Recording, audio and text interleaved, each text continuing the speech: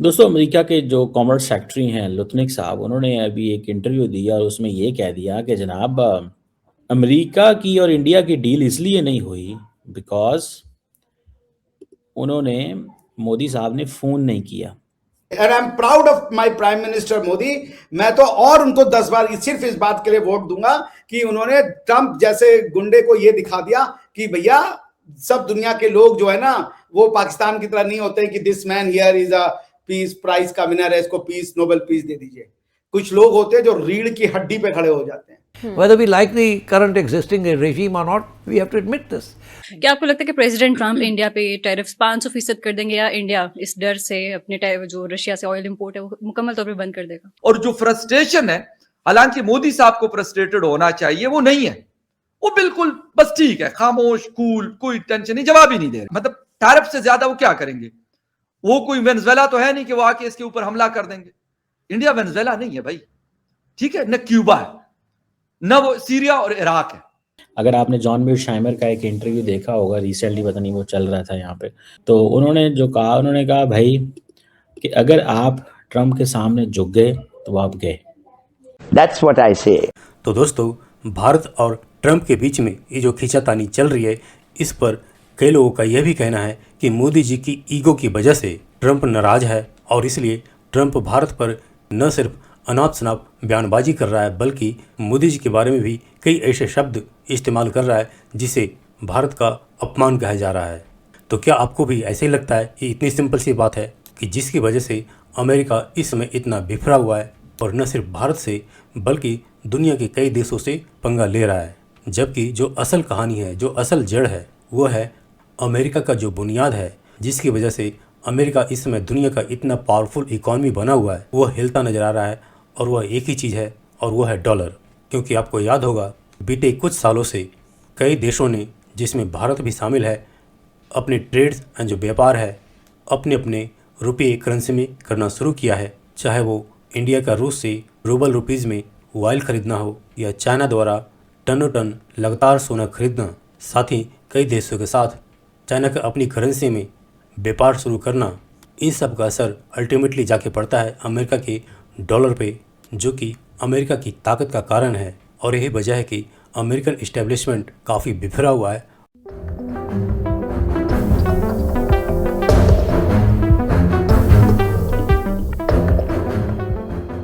कि ये ट्रम्प और मोदी, सबसे पहले तो बहुत शुक्रिया कि आपने ज्वाइन किया, थैंक यू सो मच। और ये बताइए ट्रम्प और मोदी जी के बीच में चल क्या रहा है? मतलब कौन किसको फोन नहीं कर रहा, कौन किसका फोन नहीं उठा रहा, बात नहीं कर रहे। तो वो कह रहे हैं अगर बात ही नहीं होगी तो ट्रेड कैसे हो पाएगी?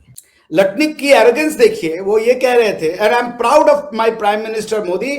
मैं तो और उनको 10 बार सिर्फ इस बात के लिए वोट दूंगा कि उन्होंने ट्रंप जैसे गुंडे को यह दिखा दिया कि भैया सब दुनिया के लोग जो है ना वो पाकिस्तान की तरह नहीं होते कि this man here is a peace prize का विनर है, इसको पीस नोबेल पीस दे दीजिए। कुछ लोग होते हैं जो रीढ़ की हड्डी पे खड़े हो जाते हैं। एक ब्राउन मैन ने खड़े होके gave him a bloody nose. Let's accept it, he is literally rattled. इसीलिए रोज हमारे जो है वो जहाज गिर रहे हैं, रोज। अभी तक साले बंद नहीं हुए हैं। वो पाकिस्तान रुक गया, एक बार जहाज इनके गिरा दिए थे, लेकिन ट्रंप साहब अभी भी गिराए पड़े हैं। रोज एक आध स्क्वाड्रन वो खत्म कर दे रहे हैं। भाई भला हो कि अब उनके दिमाग में ये ग्रीनलैंड का फितूर समा गया है, वेनेजुएला का फितूर समाया है, वरना अभी तक मैं बता रहा हूँ 10-15 उन्होंने हमारे राइफल तो ऐसे ही गायब कर दिए। और क्या होगा?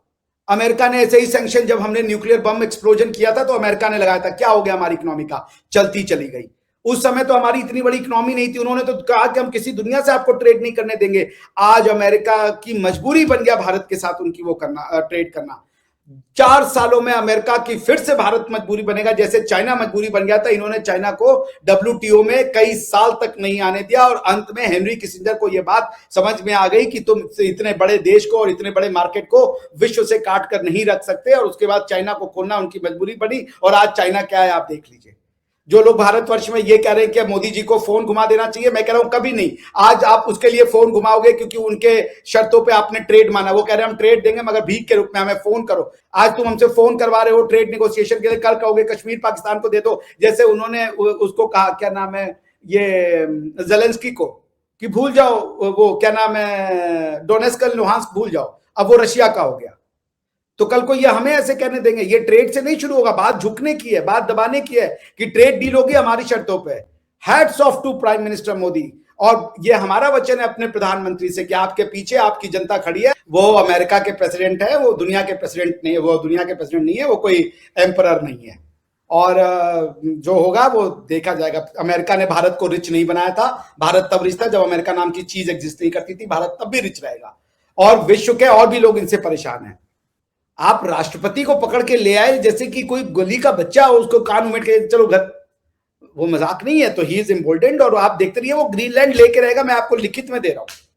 तो he basically wants to become the world, जिसे कह लीजिए चौधरी ऑफ द दुनिया।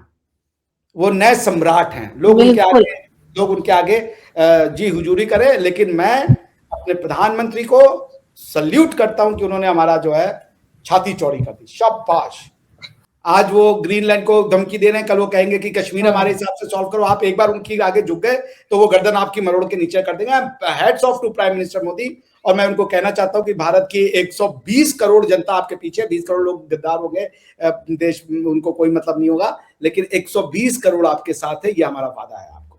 डॉक्टर साहब ने अभी इतनी तारीफ की है मोदी जी की कि उन्होंने फोन नहीं किया डोनाल्ड ट्रंप को। और ये वही बात मुझे याद आ गई कि इमरान खान के जमाने में इमरान खान फोन करते थे और मोदी जी फोन नहीं उठाते थे। अब वही फोन वाली एक बार फिर बात शुरू हो गई है और कहा यही जा रहा है कि जी क्योंकि वो जो ट्रेड है उस पर बातचीत इसलिए नहीं हो पा रही या उसके ऊपर कुछ डिसाइड इसलिए नहीं हो पा रहा क्योंकि पीएम मोदी जो है वो ट्रंप को कॉल नहीं कर रहे। तो आपको लगता है कि मोदी जी ने एक बार जो है ट्रंप को टफ टाइम दे दिया है? जो भी हम कहें मतलब हर किसी की अपनी पॉलिसी है, इंडिया के अपने हिसाब से वो देख रहे होंगे। लेकिन अगर इस वक्त के हिसाब से हम उनको देखें तो उन्होंने टोटली, अब कुछ भी कहें टफ टाइम है या नहीं है, लेकिन उन्होंने इग्नोर जरूर किया है। और जो फ्रस्ट्रेशन है, हालांकि मोदी साहब को फ्रस्ट्रेटेड होना चाहिए, वो नहीं है। वो बिल्कुल बस ठीक है, खामोश, कूल, कोई टेंशन नहीं, जवाब ही नहीं दे रहे। मतलब हालांकि मेरा ख्याल ये था कि शायद कहीं ना कहीं वो जवाब लाजमी दे देंगे कि नहीं भाई ये क्या मतलब तुमने तमाशा बनाया हुआ, कभी आप ये जहाज गिराने वाली बात, तो कभी क्या मतलब कुछ ना कुछ वो लेके बैठ जाते। 6 महीने या 7 महीने इस बात को हो गए, तो वो हर बार मतलब टैरिफ से ज्यादा वो क्या करेंगे? वो कोई वेनेजुएला तो है नहीं कि वो आके इसके ऊपर हमला कर देंगे। इंडिया वेनेजुएला नहीं है भाई, ठीक है, न क्यूबा है, न वो सीरिया और इराक है। क्या आप कहेंगे कि जी हम तो बस जिधर मेरा दिल करेगा तो मैं चल दौड़ूंगा? भाई नहीं कर सकते आप, ये कंफर्म है। बेशक कुछ भी हम कहें, हमारे मतलब पाकिस्तान के उनसे डिफरेंसेस हो सकते हैं और 100 चीजें हो सकती हैं, बट ये कभी अमेरिका ये नहीं करेगा। बट हम जो भी कहें, नरेंद्र मोदी साहब अपनी जगह पे स्टेटिक खड़े हैं और बड़े बैलेंस खड़े हैं। मैं ये कहूंगा गालिबन अगर कोई जिसको लीडर हम कहें ना, अपने मुल्क के फायदे के लिए वो खड़े हैं भाई।